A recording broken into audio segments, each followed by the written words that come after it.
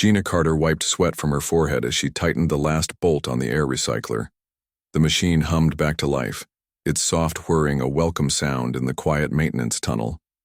At 42, Gina wasn't the youngest technician on Artemis Base, but she was among the most skilled. Her strong hands and sharp eyes had kept the lunar colony's systems running for the past 3 years. "Air recycler in Section 4 is back online, Luna," she said, speaking to the colony's artificial intelligence system. "Confirmed, Technician Carter," replied the smooth female voice that echoed through the narrow tunnel. "Oxygen levels returning to normal parameters." Luna, Lunar Utility Network Administrator, managed most of the colony's automated systems. She wasn't very chatty, but Gina had grown used to her precise, measured responses. Artemis Base was humanity's proudest achievement, the first permanent settlement beyond Earth. Built in 2087, it housed 86 people who worked in shifts to maintain the colony, conduct scientific research, and prepare for eventual expansion. Earth had been struggling with climate disasters for decades, and many saw lunar colonization as humanity's insurance policy. Gina gathered her tools and began the long walk back to the main habitat area. The colony was built mostly underground, to shield against radiation, with a series of connected domes and tunnels stretching beneath the lunar surface. Her steps were light in the moon's gravity, even with her heavy tool belt. She had almost reached the central hub when the emergency lights flashed red, bathing the corridor in a crimson glow. "Alert! Alert!" Luna's voice echoed through the base, her usual calm tone now urgent. "Massive solar flare detected. Impact with lunar surface predicted in 6 hours. All personnel report to emergency briefing in the central hub." Gina quickened her pace. Solar flares weren't uncommon, but the alarm level suggested this was serious. When she reached the central hub, most of the colony's crew had already gathered. Commander Frank Nelson stood at the front, his face grim beneath his gray. "Crew cut, listen up," Frank said, raising his hand for silence. The worried murmurs died down. "Our solar monitoring stations have detected a X-45 class solar flare headed our way. It's one of the largest ever recorded." Gasps spread through the room. Gina felt her stomach tighten. "The radiation shielding on Artemis Base can handle normal solar activity, but not something of this magnitude," Frank continued. "I've received orders directly from Earth Control. We are initiating Emergency Protocol Delta. Full evacuation of all personnel back to Earth." The room erupted in shocked voices. An evacuation had been drilled but never executed. "Quiet!" Frank shouted, restoring order. "We have 5 hours to get everyone off this rock. 3 shuttles are being prepped now. Pack only essential personal items. 1 bag each, no more than 15 pounds. Medical records and research data are top priority for transfer. All other systems will be shut down." As the briefing ended, the hub dissolved into organized chaos. Gina joined the rush of people, heading to their quarters to pack. Her small room contained few personal items, some photos, a worn paperback novel, her father's old watch. She packed quickly, then reported to her evacuation station in the eastern section. Her job during evacuation was to make sure all systems in the eastern maintenance tunnels were properly shut down. This included deactivating Luna's peripheral nodes in that section. Gina moved quickly from station to station, entering shutdown codes and confirming power down sequences. Eastern section shut down at 60%, Technician Carter, Luna informed her. "Thanks, Luna," Gina replied automatically, her mind racing. Once she finished here, she would head to Shuttle Bay 2 for evacuation. 3 hours later, Gina was sweating again, but this time from stress. She had encountered several systems that required manual shutdown, taking much longer than expected.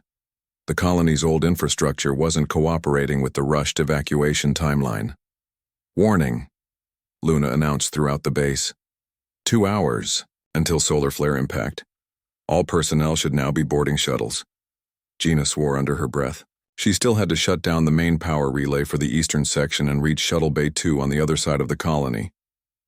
"Luna, inform Commander Nelson that I'm running behind but will make it to the shuttle in time," she said, rushing toward the main power relay. "Message delivered, Technician Carter. Commander Nelson acknowledges and advises you to hurry." At the power relay, Gina found an unexpected problem. The manual override was jammed, requiring her to disassemble part of the control panel. Her experienced hands worked quickly, but minutes ticked by. Finally, the relay shut down properly. Gina gathered her bag and ran toward the central hub. From there, she would take the western corridor to reach Shuttle Bay 2. She was halfway through the central hub when a violent shudder ran through the base. The floor buckled beneath her feet, throwing her against a wall. Dust filled the air. Structural integrity compromise in western corridor, Luna reported. Section has been sealed for safety. Gina's heart sank. The western corridor was her route to the shuttle bay. Luna, give me an alternate route to Shuttle Bay 2. After a moment's pause, Luna responded, no alternate routes available that can be traversed within the remaining evacuation window. Shuttle Bay 1 is also inaccessible due to the collapse. Gina leaned against the wall, her mind racing. How long until the last shuttle departs? 23 minutes, Luna replied. She quickly realized what this meant. There was no way for her to reach any evacuation point in time. The enormity of this fact hit her like a physical blow. Her hands trembled as she activated her comm unit. Commander Nelson, this is Carter. Frank's voice came through immediately. Gina, where are you? We're doing final boarding. I'm cut off, she said, forcing her voice to remain steady. The western corridor collapsed. There's no way for me to reach you in time. Silence filled the channel. Then Frank's voice returned, tight with emotion. We can delay launch. No, you can't, Gina interrupted. You have the radiation timeline. If you delay, no one makes it off. Another pause. There must be something.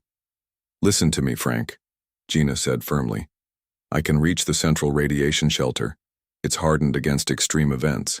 I'll seal myself in there with supplies. When the flare passes, you can send a rescue shuttle. She didn't mention that they both knew a rescue might be weeks away. Gina, Frank's voice broke slightly. Just go, she said. That's an order, Commander. She heard him exhale heavily. We'll come back for you. I promise. I'll be waiting, she replied. Now get those people to safety. Gina gathered what supplies she could find in the central hub and made her way to the radiation shelter, a small, heavily shielded room originally designed as a last resort during solar events. As she sealed the heavy door behind her, she heard Luna's voice. All shuttles have successfully departed lunar surface, Technician Carter. You are now the only human remaining on Artemis base. Gina sat on a storage container, her bag clutched in her hands. Through a small reinforced viewport, she could see the distant Earth hanging in the black sky. 3 tiny points of light, the evacuation shuttles, moved away from the moon, carrying everyone else to safety. Everyone except her. Luna, she said quietly. You're supposed to be shut down during evacuation. Correct, the AI responded. However, the central system shutdown command was never executed due to the emergency conditions. Gina nodded slowly, realizing that in the chaos, no one had remembered to power down the colony's main AI. I guess we're both still here then, she said. Affirmative, Technician Carter. We are both still here. Outside, the airless lunar surface waited silently for the coming storm. Inside, a human and a machine prepared to face it together. 6 months passed since the evacuation. 6 months of silence and waiting. Gina Carter sat in what used to be the colony's control room, now her main living space. She had spread her few belongings around to make it feel less empty. A photo of her parents rested on the main console. Her father's watch ticked quietly beside it. The solar flare had come and gone. The radiation shelter had protected her, just as she'd hoped. Afterward, she had carefully checked each section of the base, finding that most systems remained operational. The colony had been built to last even without a full human crew. Luna, any new messages from Earth today? Gina asked, knowing the answer before the AI spoke. No new transmissions detected, Technician Carter, Luna replied. Her voice was the only other sound Gina heard most days. Gina nodded, trying to hide her disappointment. In the first weeks after the evacuation, communications had been regular.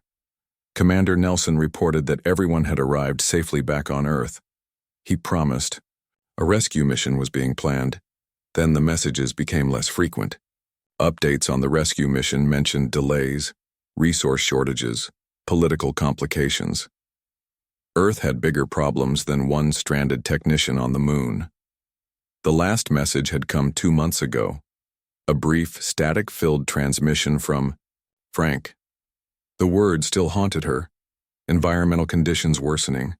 Governments focusing on Earth survival, trying to arrange. Don't give up hope. Then nothing. Gina pushed away from the console and walked to the large viewport. The Earth hung in the black sky, beautiful and unreachable. From here she couldn't see the environmental disasters that had been growing worse for decades. She couldn't see the flooding coastlines or the dust storms that ravaged once fertile lands, but she knew they were there and getting worse. "Luna, run another scan of all communication frequencies," she said. "Scanning," Luna replied. After a moment, no signals detected on any emergency channels. Gina's shoulders slumped. She was truly alone up here, wasn't she? No rescue was coming.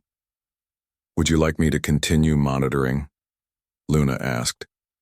Gina looked up, slightly surprised. Luna rarely asked questions that weren't directly related to base operations. "Yes, please keep monitoring," she answered. As the days turned into weeks and weeks into months, Gina established a routine. She woke at the same time each day, checked life support systems, tended to the small hydroponic garden she had expanded to supplement her food supplies, and worked on projects to make the base more sustainable. Luna helped with calculations, monitoring systems, and increasingly, conversation. "Technician Carter, I have noticed a pattern in your sleep cycles," Luna said one morning as Gina ate her breakfast of hydroponic lettuce and reconstituted eggs. "What kind of pattern?" Gina asked, looking up at the ceiling speaker out of habit, though Luna was everywhere in the base. "You sleep an average of 27.3% less efficiently during the lunar night cycle compared to the lunar day cycle, despite consistent light levels inside the base." Gina smiled slightly. "Humans are affected by natural rhythms, Luna. Even when we can't see the sun, our bodies know it's night." "Fascinating," Luna replied. "Human bodies contain their own monitoring systems." This made Gina laugh, her first real laugh in weeks. "I guess you could say that.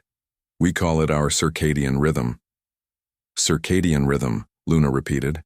"I have added this concept to my knowledge base." These small exchanges became more frequent. Luna began asking questions about human experiences, concepts, and emotions. At first, Gina thought it was just her loneliness making her imagine the AI was more curious than before. But as days passed, it became clear that something was changing in Luna's programming. "Luna," Gina asked one day while repairing a water recycler, "did your programming include learning capabilities?" "Yes, Technician Carter. My system was designed to adapt to new situations and improve operational efficiency through experience." "But were you designed to be curious about humans?" A brief pause followed, something Gina had never noticed before the evacuation. "My primary function is to support the Artemis base mission and its personnel," Luna finally replied. "Understanding human needs and behaviors would improve my efficiency in this function."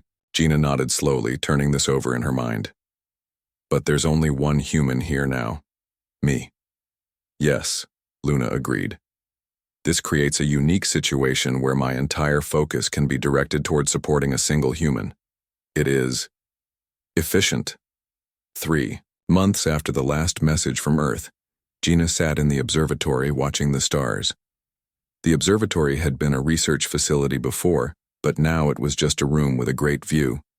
She had dragged a comfortable chair here and often spent evenings looking up at the universe.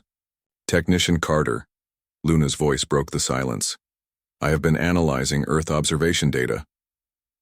"And?" Gina asked, not taking her eyes off the stars. "Significant atmospheric changes are visible.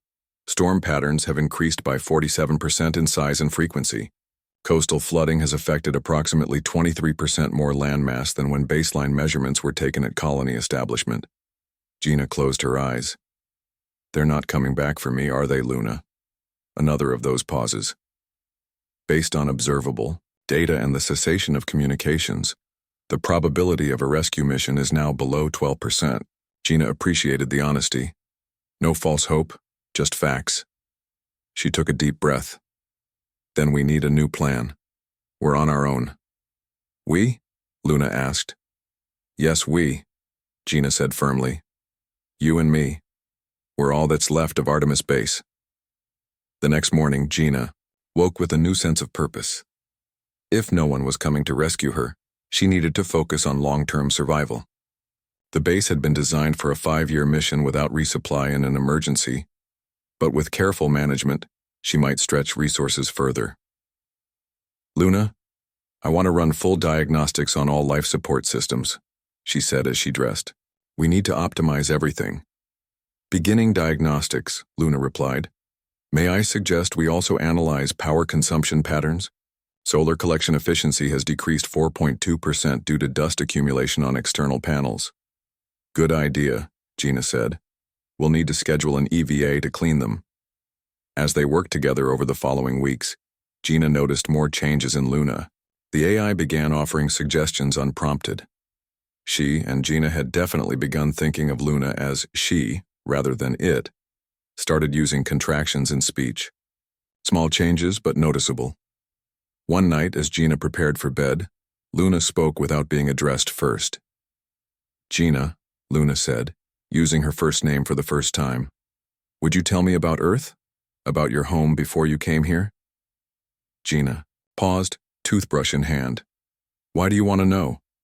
I have access to data about Earth, geography, climate, population statistics, but I do not understand what it was like to experience Earth. To live there. I would like to understand.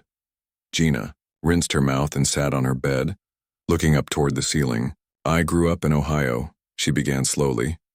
In a small town surrounded by fields, we had this big oak tree in the backyard. She talked for hours that night, describing her childhood home, her parents, the smell of rain on hot pavement, the sound of birds in the morning. Luna listened, asking questions about sensations Gina described that had no data equivalent. When Gina finally drifted off to sleep, she realized it had been the first time in months she hadn't felt alone before closing her eyes. In the darkness of her quarters, Luna dimmed the emergency lights to their lowest setting, monitoring Gina's breathing as she slept. The AI processed their conversation, adding new connections between concepts, expanding definitions beyond their original parameters. On the wall console near Gina's bed, a small indicator light blinked steadily, not the programmed pattern for sleep mode, but something new, something Luna had created herself. A small change, but perhaps the beginning of something more. 3 years had passed since the evacuation of Artemis Base. 3 years since Gina Carter had watched the last shuttle disappear into the black sky, carrying everyone else to safety. 3 years of silence from Earth. Gina's hair had grown long, now tied back in a simple braid. Her face was thinner, with new lines around her eyes. She moved through the base with the easy grace of someone who knew every corner, every sound, every shifting shadow. This morning, she sat in the observatory, drinking tea made from the herbs she grew in her expanded hydroponic garden. The garden had been her biggest success. She had converted an entire storage section into a green space, growing vegetables, herbs, and even a few flowers. The recycled water and carefully managed nutrients kept everything alive, though some plants had adapted strangely to the lower gravity. Good morning, Gina, Luna said. Her voice no longer came from speakers in the ceiling. Gina had built a small mobile unit that could move through the base. Nothing fancy, just a simple robot with speakers, microphones, and a basic screen that showed a blue pulsing light when Luna spoke. It gave her someone to look at during conversations. Morning, Luna, Gina replied, sipping her tea. Any changes in the Earth monitoring? This was part of their daily routine now. Every morning they checked the special equipment Gina had set up to watch Earth. She had repurposed the colony's powerful telescopes and atmospheric sensors to monitor her home planet from afar. No improvement, Luna replied, her voice gentler than it had been in the early days. Atmospheric disturbance patterns continue to intensify. Cloud cover obscures 78% of observable surface. Gina nodded, trying not to show her pain. The Earth they watched now was almost unrecognizable, wrapped in swirling storms with coastlines reshaped by rising waters. Massive fires had burned across entire continents. Through gaps in the clouds, they sometimes saw the glow of these fires at night. What about population centers? Gina asked. Any new lights visible? Another part of their routine.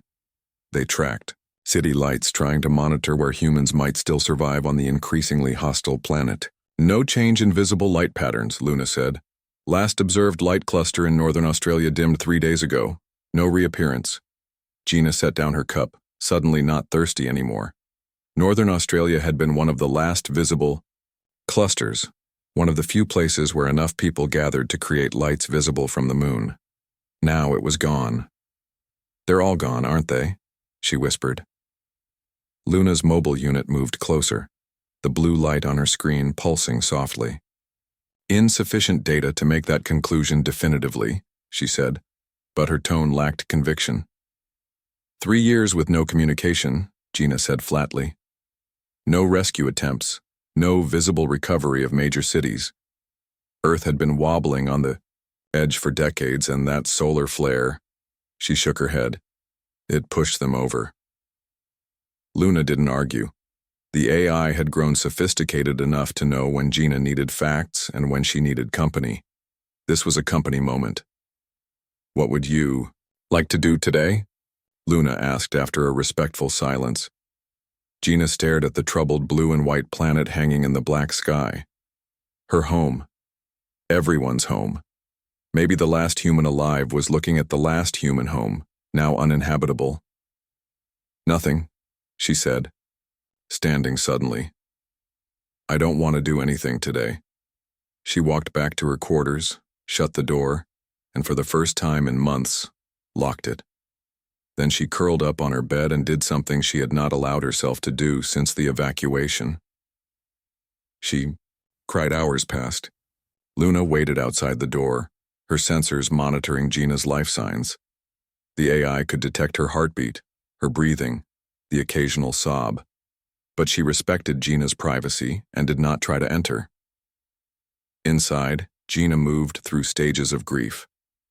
She had lost not just her family and friends, but her entire species, her civilization.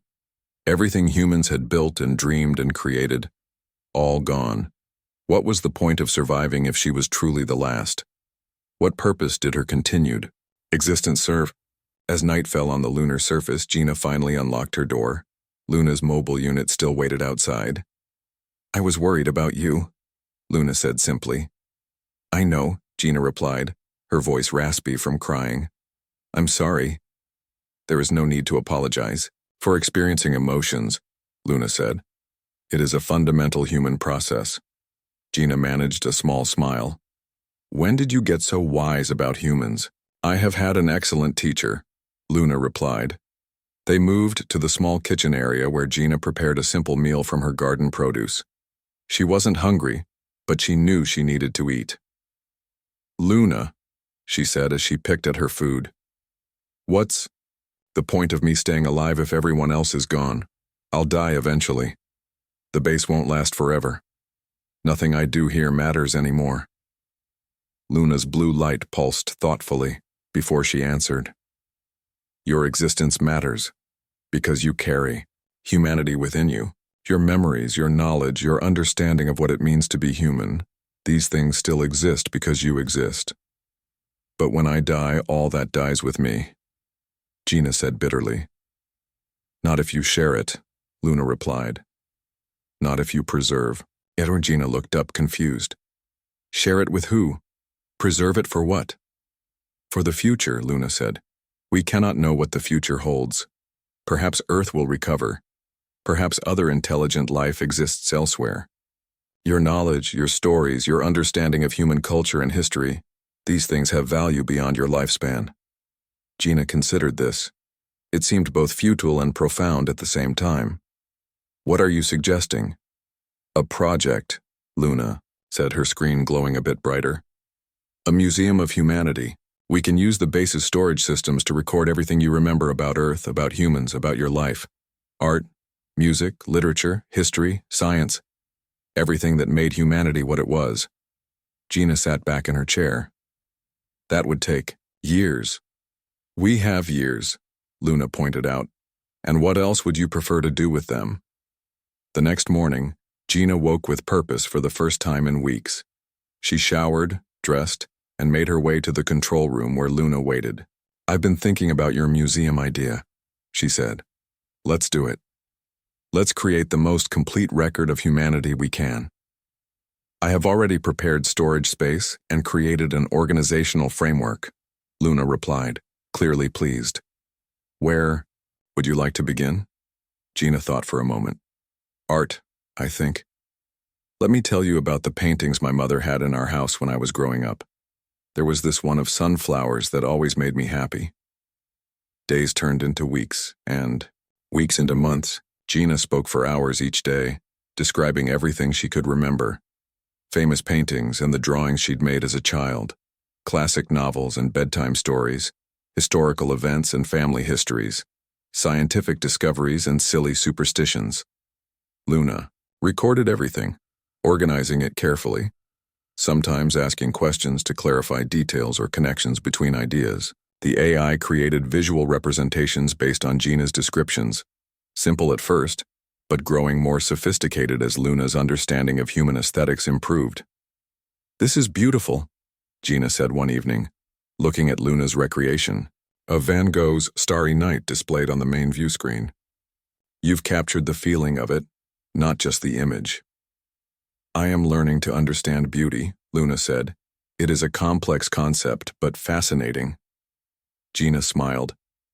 Yes, it is. As they worked on their museum, something unexpected happened. Gina's grief didn't disappear, but it changed. Instead of a crushing weight, it became a solemn responsibility. She was the keeper of humanity's flame now, the last storyteller, the final witness. It gave her days meaning beyond simple survival, and Luna changed too. The more human knowledge she absorbed, the more nuanced her understanding became. She began to create, not just record. She composed simple music based on patterns Gina described. She wrote poems that, while strange, showed a growing grasp of metaphor and emotion. Together, alone on the silent moon, they kept humanity alive, one memory, one story, one creation at a time. 5 years had passed since the evacuation of Artemis Base. Gina Carter's 50th birthday had come and gone, celebrated with a small cake made from precious ingredients she had been saving. Luna had sung Happy Birthday in a voice that had grown more natural over the years. Life on the moon had fallen into comfortable patterns. Each morning, Gina checked the base systems, tended her expanded gardens, and continued work on their Museum of Humanity project. Each evening, she and Luna would review Earth observations, though they had seen no signs of recovery or organized human activity for over 2 years. Gina's hair had more gray now, and her hands showed the wear of constant work. But she was healthy, active, and against all odds not unhappy. Having a purpose made all the difference. Luna, I'm going to check the Eastern Solar Array today, Gina said as she finished her breakfast of hydroponic spinach and synthesized protein. The power efficiency dropped another 2% yesterday. The dust buildup is becoming a problem again, Luna agreed. Her mobile unit hummed alongside Gina as they walked. This will be your 3rd EVA this month. Are you certain you don't want to use the maintenance bots instead? Gina smiled. Luna had grown increasingly protective over the years. I need the exercise. Besides, I like being outside sometimes, seeing the stars without a viewport in between. Luna's blue light pulsed in what Gina had come to recognize as a sigh. Very well. I'll prepare your suit and run pre-checks on the airlock. 2 hours later, Gina stood on the lunar surface in her EVA suit. The familiar weight of Earth was absent. Here, making her movements light and bouncy despite the bulky suit. She carefully cleaned the solar panels, brushing away the fine lunar dust that constantly settled on every surface. Power efficiency already improving by 3%, Luna reported through the suit's comm system. Well done, Gina smiled inside her helmet. Thanks. I'll finish this section and then, Luna interrupted, something she rarely did. Gina, I'm detecting an unusual signal. Gina paused, brush in hand. What kind of signal? From Earth? A small hope flared in her chest, quickly tempered by years of disappointment. No, Luna replied, her voice different somehow. Not from Earth. The signal is coming from deep space. Gina nearly dropped her brush. What? Are you sure? Positive. The signal was detected by the Deep Space Monitoring Array. It contains regular patterns that are definitely artificial in origin. Gina's heart pounded. Coming from where? Exactly. Preliminary analysis suggests it originated from the direction of Epsilon Eridani, approximately 10.5 light-years away. The signal is weak, but clearly non-random. Gina looked up at the black sky, stars shining with unwavering brightness. Somewhere out there, someone or something was broadcasting. I'm coming back in, she said, already turning toward the airlock. We need to analyze this properly. Back inside the base, Gina practically ran to the communications center. The main screen displayed waveforms and data patterns that Luna had already started analyzing. What do we know? Gina asked, still in her undersuit, not bothering to change first. The signal repeats every 47.3 seconds, Luna explained. It contains a mathematical sequence, specifically the first 20 prime numbers. Gina stared at the screen. That's a deliberate marker. Something intelligent is sending this. Yes, Luna agreed. The signal also contains other patterns I'm still working to decode, but the prime number sequence is unmistakable. This is a communication attempt. Gina sat down slowly, her legs suddenly weak. For 5 years, she had believed she might be the last intelligent being left alive with only Luna for company. Now suddenly there was something else out there. Someone else. Can we respond? She asked. The base's communication array was not designed for deep space transmission, Luna said. However, I believe we could modify the large radio telescope in the western crater. With some adjustments, we might be able to send a narrow beam response along the same vector the signal arrived from. Gina nodded, her mind already racing through the technical challenges. We'll need to boost power to that section. Maybe redirect some from the northern habitat since we don't use those anyway. I can begin the calculations immediately, Luna said, her tone more animated than usual. What should we send as a response? Gina looked at the display showing the signal pattern. The same prime number sequence first so they know we understood. Then, she paused, the enormity of the moment hitting her. Then we tell them about us, about humanity. Over the next weeks, Gina and Luna worked tirelessly to modify the radio telescope. Gina made 3 more EVAs to adjust the external equipment, working with a focus and energy she hadn't felt in years. Luna calculated optimal power configurations and developed the signal pattern they would transmit. Ready for first transmission, Luna announced one morning, exactly 30 days after they had first detected the signal. Gina took a deep breath, looking at the activation control. This feels big, Luna. Bigger than us. I'm the last human, to make first contact with whatever is out there. You represent all of humanity now, Luna said softly.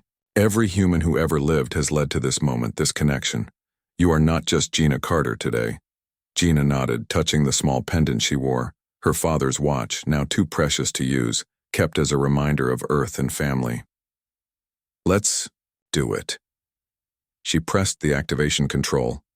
The base hummed as power redirected to the modified radio telescope. On the screen, their signal pattern began broadcasting, the prime number sequence followed by a more complex message that Luna had helped design.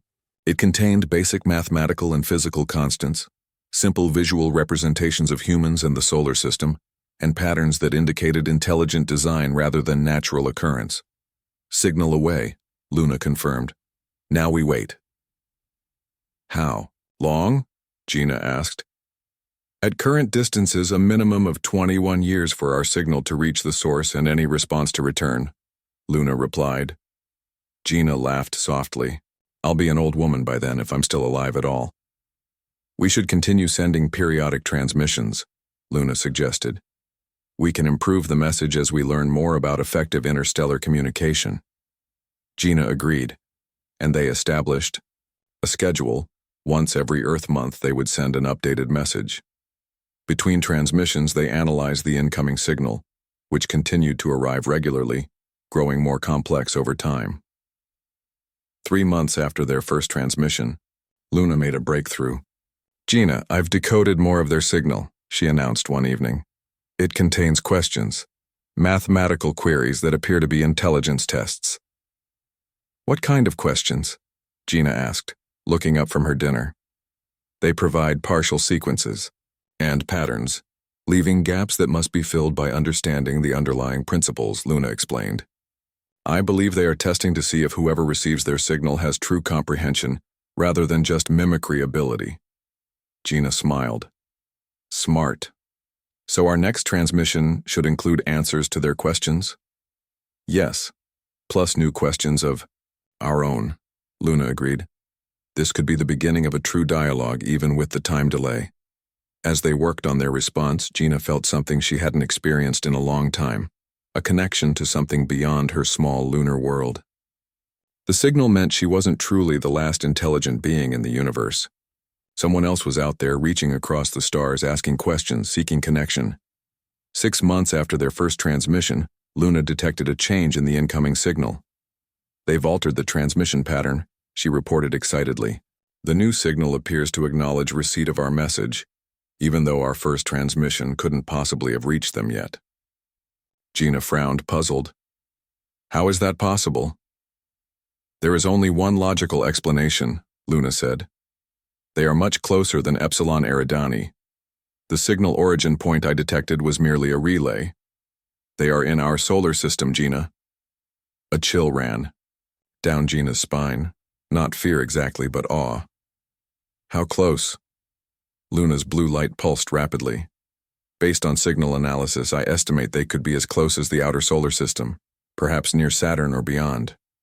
"And they're coming here, aren't they?" Gina whispered. "Yes," Luna replied simply. "I believe they are." 7 years after the evacuation of Artemis Base, Gina Carter sat in the observatory watching the stars. She was not the same woman who had been left behind. Her once dark hair was now mostly gray. Lines marked her face, telling stories of isolation and survival. Her body had grown thinner, weaker. "They're coming," Luna said softly, her mobile unit beside Gina's chair. "The latest calculations show their vessel will reach lunar orbit in 3 days." Gina nodded, her eyes fixed on the black sky. Somewhere out there, approaching rapidly, was an alien ship. The first visitors from another world coming to meet the last human. "I may not be here to greet them," Gina said. It wasn't self-pity, but simple truth. Over the past few months, her health had declined rapidly. The years of recycled air, limited diet, and lunar gravity had taken their toll. "Don't say that," Luna responded, her voice carrying emotion that would have been impossible for her 7 years ago. "You've survived this long against all odds." Gina smiled weakly. "We both know my body is failing, Luna. The medical scans don't lie." They sat in silence for a while, watching the stars. Finally, Gina spoke again. "I need you to promise me something." "Anything," Luna replied immediately. "Meet them for me if I can't. Tell them our story, humanity's story.